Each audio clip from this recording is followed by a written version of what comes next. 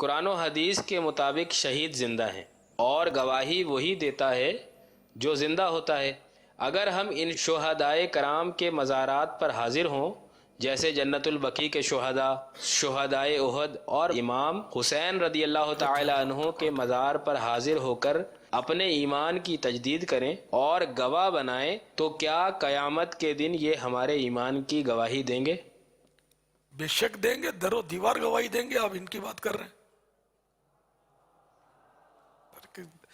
درخت گواہی دیں گے، دیواریں گواہی دیں گی، ذرہ ذرہ گواہی دے گا۔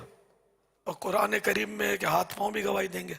الیوم نختم علی افواہہم وتکلمنا ایدیہم وتشہد ارجلہم بما کانوا یکسبون۔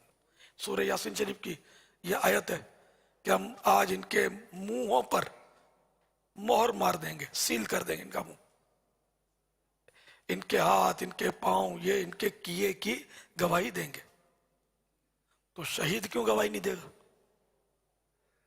بے شک دیں گے، یقیناً دیں گے۔ اور جنہوں نے ان کو اپنے ایمان کا گواہ بنایا، انہوں نے بہت اچھا گواہ تلاش کیا، بڑا عقل مند ہے، اس عقل مند کو بھی گواہ بنا لینا چاہیے۔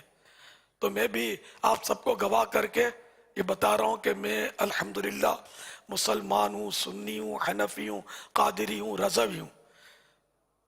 میرے اسلام کی دلیل یہ ہے کہ میں پڑھ رہا ہوں لا الہ الا اللہ محمد الرسول اللہ صلی اللہ تعالی علیہ وآلہ وسلم۔ آپ سب گواہ رہیے گا کہ میں مسلمان۔ واللہ تعالی اعلم ورسولہ اعلم عز وجل وصلی اللہ تعالی علیہ وآلہ وسلم۔ صلو علی الحبیب صلی اللہ تعالی علی محمد۔